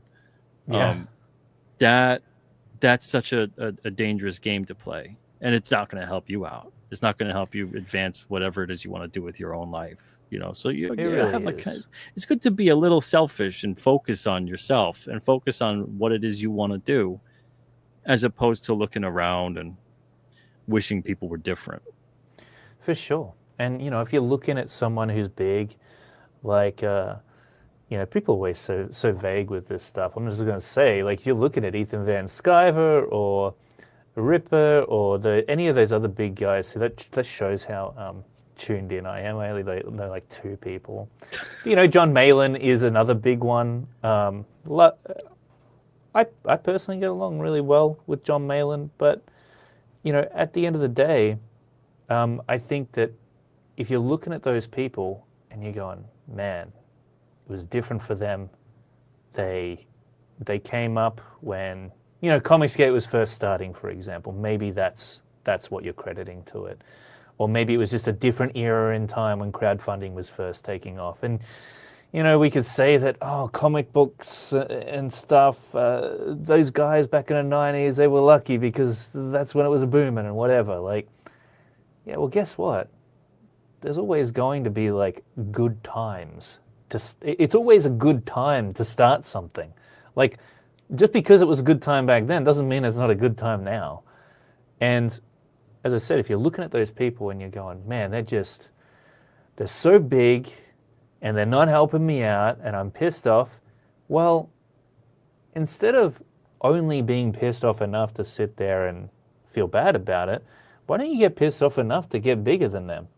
You know, like, why don't you, like, because that's how I feel about the situation. If I feel like somebody's treating me unfairly, I mean, my immediate reaction isn't to fold over and just die and be a victim about it. My immediate reaction is to go, cool, I'm going to conquer them, you know, like, and well, honestly, that's part of the thing too. And I hate to stop your train of thought. Yeah, go ahead. No, I'd be rude with it. I was it's one of those things too that, like, when I would part ways with the creator, I always would hope that they would one day rub it in my face about how much of a success they became. Heck yeah. I always would hope that. And, you know, there's been times where people, like, they stayed the course and they kept doing what they're doing, which I love to see, regardless of how much they hate me or don't or whatever. I don't care. I love to see when people are still staying the course and making what they want to make. For sure. But it's very rare. It's very rare when someone does that, let alone becomes a success. Even if they wanted to use me to spite me, you know, to be like, I'm going to show him, you know, and like, I would love to see that. Like, but use that as motivation. Exactly. Heck yeah. You know, because we all get rejection. We all get told you're not good enough, and sometimes it's a subtle you're not good enough, and sometimes it's a blaring, just right to your face. You know, no, you don't make the cut. You know, but what happens when you deal with that? Do you just go, yeah, well, I guess I'll just stop? Because if you feel like, yeah, I guess I'll just stop, you probably should never have done that to begin with anyway. You didn't have the attitude necessary, and there's something else that you care more about. But if you feel like, no, I have to do this. I don't care what people say. I don't care if there's no audience for this. I don't care if they don't get it. I don't care if I'm not good enough yet. I'm going to keep working at it until people are there for it. For sure. That's the path of success for any successful person that's ever been.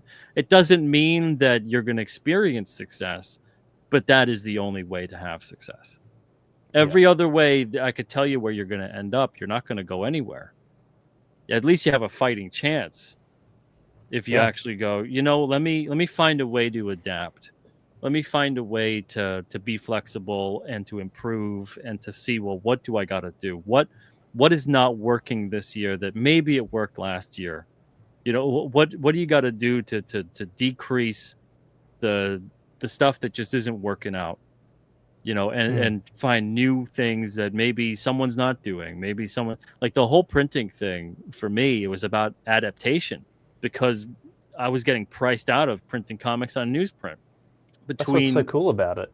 Yeah, between this, and I wanted to print the comics on newsprint, and I was like, well, can I actually do this? And it led to all this experimentation and a lot of research and figuring out, yeah, I can. I'm just out of grasp of actually being able to do it. So I wonder if people would be interested in helping to fund this venture, and I could print books for them, and then I can print books for other people, and I can continue to do this whole thing. Yeah. And I was so grateful that people were there for it. But, you know, if I didn't kind of think about, well, how do I adapt? If I just thought, okay, you know, I guess I can't do this. I guess I should just stop, and, you know, I'll do something else. Then that would be the other path. And there's nothing wrong with deciding that that's the other path that you have to go down and you have to pivot. But that's not what I wanted to do. And I had to find a way to do what it is I wanted to do. I could sit here all day and blame this person, that person, the economy, the whatever, and say, you know, well, that's all the things that are against me. And all that might be true. But at the end of the day, I'm the one that's still deciding I'm going to let that affect me to the point that it renders me completely just shut down and useless. Yeah, reality will be whatever you think it to be. That's the thing. I mean, nobody's going to argue with your point of view, right? Of how you view reality yourself. Or worse, you're not going to argue with your own point of view. No, exactly. And so, yeah, I think that's so awesome what you were saying there. Like, lower the bar for what's going to cause you to give up. And by that I mean, you don't have to raise it so far that, oh, the economy is going to be the thing that crushes me. No. You can beat the economy, right? There were millionaires in the Depression. Just ignore that, man. There were millionaires in the Depression because they figured out, like there were candy companies that figured out, okay, people can't really afford anything right now. We have this 10-cent piece. Maybe we can make a 5-cent piece. There is all this kind of stuff of thinking like, how do you get that market share? How do you get something? And so you make something that's good. You make something that hits the market the right way. And I feel like we have so much of the opposite of that right now. Like comics has been struggling, and the more the comic struggles, the more the prices go up. And that makes no sense. The prices need to come down. Totally. The prices need to come down, and then the volume goes up, and the economy of scale kicks in. So chances are you might have more readers, and you might be making the same amount of money, but you have more readers. And more readers is more valuable than making the more money. And a lot of the companies out there, because they are like these big conglomerate companies now that own the bigger comic companies, unfortunately, they don't want to hear, we got to lower that cover price. We got to make it more affordable for people. They want to hear, no, you're going to keep raising that, and you're going to keep suffocating the other companies out of their market share. So we're going to keep putting out books that doesn't matter if no one really reads them. One more book on the shelf from us is one less book on the shelf from them. Yeah. And so it's like this kind of mutually assured destruction within the industry at large.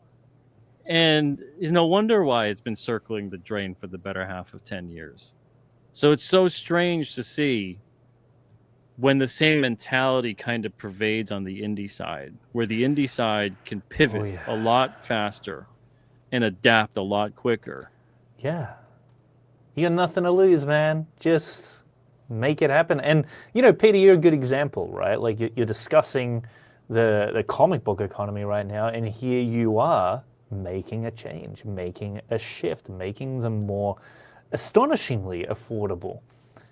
And you're doing smaller print runs, as I said, which I think is even more amazing because you couldn't get that once upon a time. Like, it was, you had to print thousands of comics or you couldn't get a print run to happen, not at a cost-effective level. And so here you are giving that as an opportunity to independent creators. And I just think, if you want to do a print run for a convention, you can easily go through, you can either go through Peter, if you want to go through the effort of setting it up yourself. I mean, I guess you can do that too. I've actually seen other creators going ahead and doing it. I think Phil Diaz was posting some stuff that he was doing with his printer, or a printer.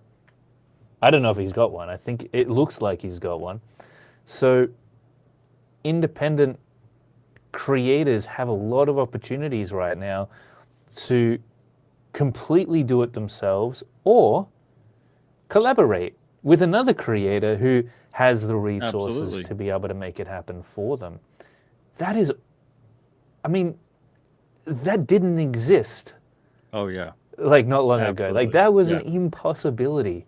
I remember talking to indie comic book creators back in freaking 2012, and wow, it was a different scene, man. Like, that really was, hey, you're not going to make any money at all. You're doing it for the fun, 100% back then. But now it's such a different world that we live in, and you've got people innovating like Peter. There's never been a better opportunity than right now. You can market yourself easier than ever. You've got AI now that can freaking convert your voice into any other language in the entire world. Don't have to pay a translator. I mean, this is just given to you as a bonus. So when you've got stuff like that you're able to take advantage of, you can, I mean, if you really don't want to do any marketing at all, just get ChatGPT to write your posts. I mean, they'll probably be like, people might be able to tell, but it's getting pretty good. Like, in the next few months, probably be indiscernible. So You know, can like get it to do anything most else, of the work use for it you. as a tool and then, you know, edit. Use it as a tool, edit it. I personally find it just easier to write my own posts and more Yeah. enjoyable Me too. because it's just too much screwing around. For me Yeah. personally, I'm a perfectionist. But, you know, if you don't give a shit, just get it to do the work for you because you can do that now. And yeah, get in front of a camera and actually create your comic book while you're doing the marketing. I mean, how cool would that be? You know what? I'll give you guys a little insight into something that I'm implementing into my How to Draw Comics Academy to hold me a bit more accountable when it comes to actually creating a comic book. And that is we're going to be starting this concept called studio sessions, where a few times a week, twice a week right now, we've got it booked in, myself and the other members of the How to Draw Comics Academy, we come together for a few hours and we work on a project. It could be new character design, it could be a full-blown comic book, it could be just you want to get some practice time in, whatever it is. For me, I'm going to spend it like making a comic book because I can't carve out the time anywhere else, apparently. But these studio sessions, because they're live, because I'm there, because we're there, it's going to happen, right? Like I'm not going to sit there and not do it and just stare blankly at the camera, right? And so if you're finding it hard to get to work on your freaking comic book, schedule it in every single night. Like if you have a day job, schedule it in for like 8 o'clock at night, dedicate 2 hours per night and do it live. And you will find that you'll actually do it, especially if it's live, right? And it's content for your channel. You're letting people in, they're getting to know you. You're just talking about, you know, whatever it is that's interesting you. Maybe a comic book, maybe the latest movie, the latest Netflix series that you've been watching. And, you know, that's your marketing right there. That's what's going to connect with people. Yeah, I mean, there's so many ways that there's so many different things people can do because there's so many kinds of ways to get something done that feels natural to you, that you really enjoy doing, and that'll come through. Instead of kind of you know, ice skating uphill with something and feeling like you have to struggle to, I don't know, be a podcaster or a video person or come up with great posts or whatever it is. Figure out first, like, what do you actually like doing on that level? Yeah. I mean, you got to like some of it. You know, some people are like, I don't like to do any of it. I mean, if you don't like to do any of it, I don't think you're being honest enough with yourself, right? Yeah. But it can be fun. It can be really fun. Yeah, it's going to take time. You know, 10 years ago, I never thought that I'd be doing podcast type shows or whatever else. I did a couple interviews that were like over the phone and stuff like that. But I never thought it would be so much, you know, having a show and having a channel and doing like hundreds of these things. And, you know, even the few times I've caught some of my earlier videos from like 5 or 6 years ago, I'm like, oh my God. You've honed your craft. You know, and I think I'm still a work in progress. I'll always be a work in progress, but it's one of those things where you look back and you're just like, that's horrible. Like, you know, how did anyone even watch this or listen or anything? You know, you don't know what you're doing. Not to say that I know what I'm doing right now, but oh, you're really good, Peter. If you're fishing for compliments, I mean, I'm not fishing really, for really compliments. I'm going to give them to you anyway. I don't do well with compliments, but I'm not you're like fishing a chill for Joe Rogan, like really chill. But the thing is that, you know, I see so many people kind of, I don't know, they think maybe they got to be really brave about it or whatever. But I got to tell you, the best time to try, like, let's say you just make it a YouTube channel or whatever type of channel, podcasting, whatever. You're not going to have an audience at first. So don't worry about screwing up in front of the whole world. You're probably screwing up in front of almost nobody. If you do screw up, it'll probably get you more views. And if you do, right? And just own it. Lean into it. and Yeah. B, you know, hey, you're human. Who cares? You know how many people would screw up in your position too? You know how many people have screwed up that You know how are many people will relate with that? yeah, that you'd look at and go, oh, they would never have screwed up. They're so pro. Yeah, at one point in time, they all screwed up. You know, there's blooper reels for people who've been doing, you know, $1 million acting jobs to this day. So, you know, when people kind of do that, and it's the same thing too when you make a comic and they're worried, well, what's my first comic? What if it's really bad? Your first comic will be bad. Your first comic will probably be so bad that you'll hate it in years to come. Very few will be like, oh, my first comic, absolutely love it, killed it. You know? And then even of them, I kind of don't really trust the assessment. But, you know, who cares? Because you're not showing the entire world what you can do. You're showing yourself what you could do. You know? Yeah. So I would say, you know, don't rush to submit it to a publisher. Definitely not. You're still learning. And while you're in that headspace of still learning, that's where it's fun. You can still experiment, try out what you got to do.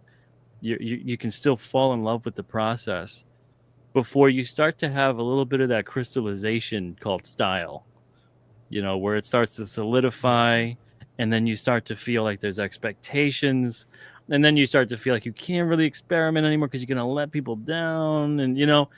But when you're at the start of something and you're in obscurity, you thrive on that. It's a great place to be when no one knows what the hell you're doing and who the hell you are, and no one really cares at all. Yeah, you know, embrace it's fun finding yourself. It's fun, too. yeah. Like you don't. That's the thing. If you don't ever give yourself the opportunity to discover who you would be as a YouTuber, marketer, or as a comic book creator, like the thing is, if I got to tell you, I'm a big introvert. I mean, for some reason, I really like being in front of the spotlight, but I'm a big introvert. And in the early days, I sucked at this. If you want to see some early videos of mine, I think it's Clayton Barton Art on YouTube. There was an older channel that I did. It was more concept arty stuff that I put up. And oh my goodness, terrible, so terrible. Did not have the charisma and the level of expression that I've got now. But the thing is, if I didn't keep going with it, I would have never gotten to know this version of myself. Same with Peter, what he was saying before. You look back on videos years ago that he did, he wasn't the version of himself that he is now.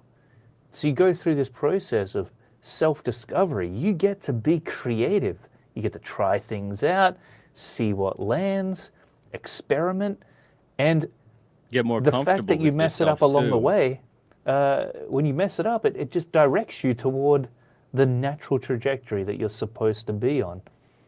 So it's a lot of fun, and it's really rewarding. Heck, it may be strongly related to the meaning of life, you know, to just reach the epitome of what you can be. You don't want to stay in one spot your entire life. Never evolve, never develop. So be brave, go out there and put the hours in, do the hard work, and don't look toward others to make you what it is you think you're going to be. Do it for yourself. Don't give somebody that power even. No, exactly. You know? Never give anybody that power. If they don't want to help you out, you know, go and do something that makes them regret it. Something positive, you know, like be...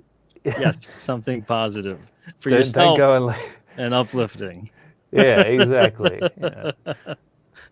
In other words, make them notice you in a way where they go, oh shit, like, you know, that person really made something of themselves, like Peter was saying before. Yeah. I forget who it was. There's some comic pro that he had a pretty good memory with his portfolio reviews at conventions. And he knew when he saw someone for the first time, either he had a good memory or he would ask, you know, have you done one with me before? But every first time portfolio review, he would tell the person, this sucks. You shouldn't do this anymore. Just give up. No matter what. Even if the stuff was great. Oh, really? Right. Every person, right? First time, because he wanted to see who came back the next time. Oh, that's And cool. when they came back the next time, It's hardcore. he'd be like, "Didn't I tell you you suck and that you should stop?" It sounds very Neil Adams. It might be Neil Adams, Yeah. but he would tell them, "Didn't I tell you, you should give up? Why are you here?" He's like, "Well, I'm here because I'm not giving up, and I want to show you what I got now." And he would be proud of that fact. That's so cool. Because the thing is, though, Yes. it's honestly, if that's all it takes is for one person to tell you you suck, you should give up, then you really should. You should give up. You should stop. Unfortunately, you're too weak, man, to keep going. And your dreams, them not happening, that's on you. Like, you should have been stronger. You should have been able to stick with it.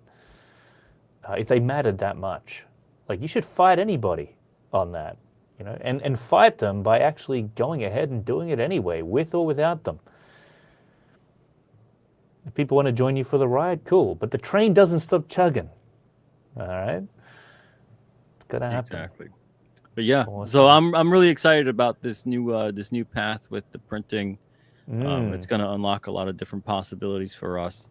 To go back to print with books, to keep books in stock as long as I can contractually do so. And it's going to be interesting too when we have like mini comics and stuff like that. I want to put out a mini comics line next year and do mini comic reprints. People have been asking about that, and I'm looking forward to seeing where it goes for other creators too, because I think it hits a nice sweet spot for that number of 200 or less, 48 pages or less. That's where I find a lot of creators in the indie space are, and that's where my primary focus is about helping out the indie creators and those kinds of folks who maybe they're looking at print on demand prices, skyrocketing, and going, well, there's got to be a better solution. And hopefully they find, newsprintcomics.com is the place. And then the thing is too, is also I'm looking out for the books that I print. I'm not going to be just kind of, let's say somebody gives me files that really they're going to be horrible. And I know they are when I review them. I'm going to tell them back, okay, you got to revise this, that, and the other thing to make sure they print well. Because if they don't print well, forget it. You could have a great comic. Perfect art, great writing, the lettering, this and that, but now you saved it at 72 DPI instead of actually at high res, or you put it at a wrong size instead. So maybe you're supposed to put it at the proper size and you put it too big or too small. It's not going to print right. There's some printers that they don't care. They're just going to print it that way and go, well, those are the files you sent us. And then there's other printers where they actually will do their due diligence and make sure that you're aware of it. But I've dealt with both. And I'm going to be more the latter, where it's like, if you're going to send in something that's not going to print correct, I'm going to let you know. And I don't say that to show off or to be superior to some people. Like, some people already had their feelings hurt when I've told them, like, look, you got to correct your files, you got to revise this, and they just kind of got sort of irritated by it. And I'm like, well, you want me to print your comic and it looks horrible? Is that way you worked so hard to make a comic, and then at the finish line you just fall flat on your face, and then you give your readers a shitty comic printed by me, so everyone thinks it's my fault. No, like, your readers don't deserve that. You don't deserve that. You worked hard. It costs you a lot of time, blood, sweat, and tears, a lot of money in some cases, especially. You deserve for that comic to look great, or at least as great as I could print it for you if I'm the printer of choice. But every printer should be putting that in. That's why it pisses me off so much with like the bulgy spine and the crap like that, because it's like you're right there, all the culmination of your work, and then they give you a product that looks inferior. Now, I will say this: if this will save your life on bulgy spine books, this is a bone folder. This is a nice one. This is an ergonomic bone folder made of Teflon, not bone. This will actually, you can crease the spine along those bulgy single issues, and it'll reduce the bulge by about 80% or so. Oh, wow. That's awesome. This will help you out. This is about maybe $10 or something like that. You get on Amazon, you can get at a couple different kind of craft stores and whatnot. But that'll really help you out if they annoy you like they annoy me. And then the ultimate way to do it would be, and I don't recommend this because once you go down this path, it's not a great path, would be to take the staples out, fold Oh. each page with the bone folder, then Oh. restaple the book in such a precise way that you put the staples through the prior holes. I think I'll And just go to Peter Simeti and you know, get him to print it for me. you could do that, yeah, or you could just go to newsprintcomics.com and we could take care of it. Now that's marketing right there. Hey, you can totally do what I do. You can do it yourself. It'll be a real pain in the ass. Or Yeah, exactly. you can get me to do it. I'll be happy to take care of it for you. I love that. You know what I love about you, Peter, is how controversial you are without even trying. You just like rile people up, Well, and you barely do anything. I'm glad you find that as one of my positive qualities. Oh, it's amusing. I mean, it's such a mystery to me that anybody could crack it with you. But yeah, you know, what can you do, man? You could be perfect and still piss people off. There's people out there that hate pizza. You know, sick people, but they exist. Oh, I love it. Well, Peter, you know, man, I admire you a lot, and I really love that you're jumping into the actual printing service stuff now. You might not remember, but ages and ages ago, I sent you a message on X, and I was starting to pick your brain a little bit because I was thinking about one of the comics I was working on, Borok. I was like, man, that'd probably look pretty sick in black and white newsprint, and I could do like a cool painted cover for it, you know, make it real vintage looking. Yeah. And I hit you up, and I was like, man, where do you go? How do you make it happen? How do you do newsprint comics? And now you're the guy. This is the guy that we go to get newsprint comics done. It's awesome. It's exciting. It's all come full circle. Yeah, I think that would look great on black and white. Yeah, if you ever want to think about that, you know where to find me. I'll be hitting you up for sure, especially because you're in the US, and most of the people that I'd be selling to is in the US too. So it'll be a heck of a lot more convenient than shipping them out from Australia. So, yeah, man. And I think that you've got that personal touch as well, which goes a long way. Where, you know, this isn't a large company that we're dealing with. It's not like Mixum, who really don't give a shit about anything, probably, that you're sending them. As you said, they're not going to tell you if it's off. And I've gotten some comics that are fun that I've contributed to in the mail, and it's such a shame because the printing comes out like just destroyed. It's like way too dark. The artwork's ruined because the pre-press wasn't taken care of. But you know, Peter is gonna he's gonna tell you what you need to do in order to make sure it prints properly. He's gonna catch that before it happens. If you don't know how to adjust the pre-press, the files, anything like that too, I offer pre-press services of $5 a page. So that's awesome. That's a very affordable price for people who know what pre-press usually costs at a printer. Okay, I love that, man. I'm definitely going to you. One thing I want to ask is, when it comes to the styles, as you were talking about, just real quick, we're going to wrap this up in a few minutes. But, you know, I noticed that with newsprint, it's a lot of like kind of flatter colors, flat shaded, cell shaded, you know, not a whole lot of airbrushed coloring. How does that go down with newsprint? Like, let's say painterly styles, airbrush looking styles, cut and grad, like what you would expect to see on, like, say, Spawn, for example, from back in the day. How does that turn out on newsprint? Is it doable? It's just all about the pre-press. Yeah. Cool. It's all doable, and it'll all look good. It just depends on what your definition of perfect is. You know, so if it might be perfect to have it on a matte coated paper, on a more premium paper, but it's not like it's not doable or it's a complete mess or whatever. But what I find happens with a lot of modern comics is that the coloring has tended to lean into like dark on dark in the modern era. with more the glossy paper being used and stuff like that, and you lose a lot of the contrast and the variation of tone, and that in and of itself is just a mistake, whether it's newsprint or a great matte or glossy or whatever you're printing on. You should really always think about the contrast and how you're highlighting and framing the artwork with the Oh, for coloring. sure. And I find that there's a lot of the time too is that the colorists don't even know or don't care or aren't told what paper stock they're coloring for. And then the pre-press department doesn't really handle it so that it prints appropriately. So you do get this kind of washed out, muddied look depending on what spectrum of the color you're printing on.